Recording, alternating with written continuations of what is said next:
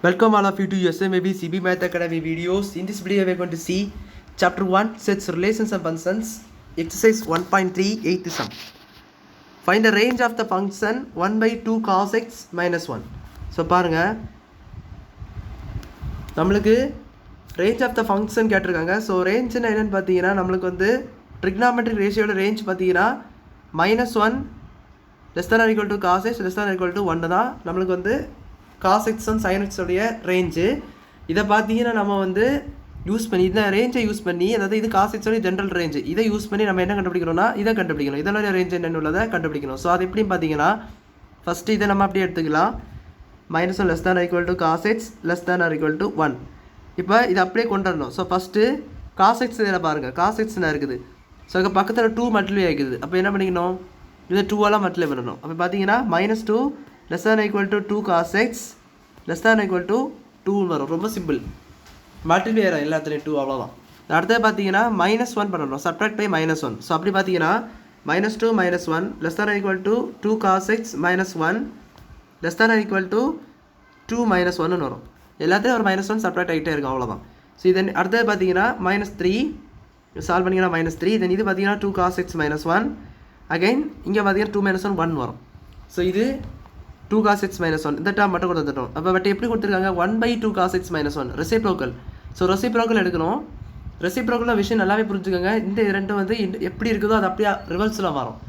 இப்போ இதை எப்படி நான் சொல்லி தரேன் பாருங்கள். இப்போ நம்ம 2 நம்பர் இருக்குது பாருங்கள், 2 which is less than 4 இந்த மாதிரி இருக்குது. அண்ட் இது பார்த்தீங்கன்னா 1 by 2 greater than 4 இருக்குது. இது எப்படி, இப்போ 2ம் 4 நம்ம பார்த்தோம்னா நம்ம இது பெருசுன்னு சொல்லுவோம். இதே 1 by 2 and 1 by 4 பாருங்கள், இதில் டெசிமல் வேல்யூ நான் கேள்வி தரேன் பாருங்கள். இது 0.5, இது 0.25. ஸோ எது பெருசுமீங்க, இதுதான் பெருசுமீங்க. ஏன்னா 0.5 என்பது ரிட்டர்னா 0.50. ஸோ இதுதான் பெருசுமீங்க. அப்போ இதுதான் பெருசு. அப்போது இது பார்த்தீங்களா, இது வந்து 1 by 2 அதே நம்பரை ரெசிப்ரோக்கல் தான் எடுத்திருக்கேன். இதே நம்பரை ரெசிப்ரோக்கல் எடுக்கும் பொழுது நம்மள என்னவா மாறி இருக்குது பார்த்தீங்களா, அப்படியே அந்த இன்டர்சேஞ்ச் இந்த இன்டர்வெல் வந்து மாறி இருக்குது, greater than less than simple வந்து மாறி வந்துருக்கு. ஸோ அதே கான்செப்ட் தான் இங்கே அப்ளை ஆகும்.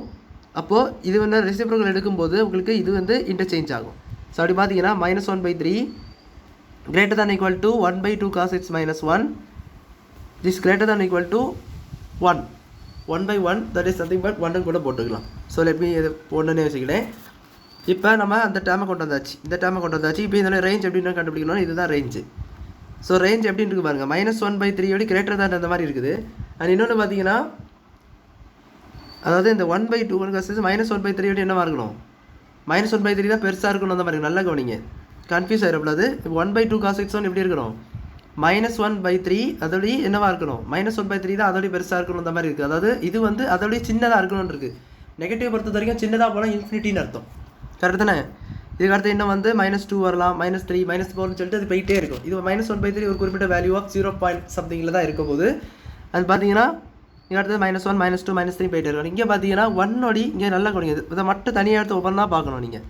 இது ஃபஸ்ட்டு இதை மட்டும் நான் எடுத்து பார்த்தேன். இதை மட்டும் எடுத்து பார்க்கும்போது என்ன கிடச்சி, இதோடி இதுதான் இந்த 1 by 2 cos x -1 இதுதான் பெருசாக இருக்கணும் அந்த மாதிரி இருக்குது. தட் மீன்ஸ் இதுதான் சின்னதாக இருக்கணும். -1/3 சின்னதாக எல்லா வேல்யூஸும் வரும் அந்த மாதிரி வந்திருக்கு. இப்போ அப்படி இதுக்கு வாங்க நீங்கள். இதுக்கு பார்த்தீங்கன்னா 1 by 2 cos x -1 தான் பெருசாக இருக்கணுன்றது, 1 பெருசாக இருக்கணும் இருக்குது. அப்போது 2 3 4 சொல்லிட்டு போயிட்டே இருக்கும். அப்போது ரெண்டு சைட்லையும் இன்ஃபினிட்டி வரும். ஸோ அப்போ ரேஞ்ச் என்னென்னு எழுதணும்னா த ரேஞ்ச் இஸ் இன்ஃபினிட்டிலேருந்து வரும் -infinity. ஏன்னா இங்கே என்னது -1/3 சின்னதாக இது போயிட்டே இருக்கும். அப்படின்ற மாதிரி தான் நம்மளுக்கு கிடச்சி ஆன்சர். ஸோ -1/3 இதில் சிம்பிளாக நீங்கள் நோட் பண்ணணும். இது என்னது, கிரேட்டர் தானே ஈக்குவல் டு. ஸோ அதனால் இந்த இது போடணும், ஸ்கொயர் ப்ராக்கெட் யூனியன் ஆஃப் இங்கே நடுவில் உள்ள வேல்யூஸ் வராது. ஏன்னா அதோடய சின்னதுன்னு உள்ளது தான் வந்திருக்கு, அதோடய பெருசுன்னு உள்ளது வரல. அண்ட் இங்கே பார்த்தீங்கன்னா இதோடய சின்னதுன்னு ஒன்று வரல, 1 பெருசுன்னு தான் வந்திருக்கு, 1 சின்னதுன்னு வரல. ஸோ இந்த ப்ராக்கெட் போட்டு, ஏன்னா இங்கே பாருங்கள் இந்த சிம்பிள், அதனால தான் 1 போட்டிருக்கு. இந்த ஸ்கொயர் ப்ராக்கெட் போட்டு 1 போட்டு இன்ஃபினிட்டி வந்து இந்த தான் போடணும், இன்ஃபினிட்டி ஓப்பன் ப்ராக்கெட் தான் போடணும். ஸோ அதை மறந்துடாது. And this is the range. So அவ்வளோதான் அந்த சம் புரிஞ்சுன்னு நினைக்கிறேன். தேங்க்யூ.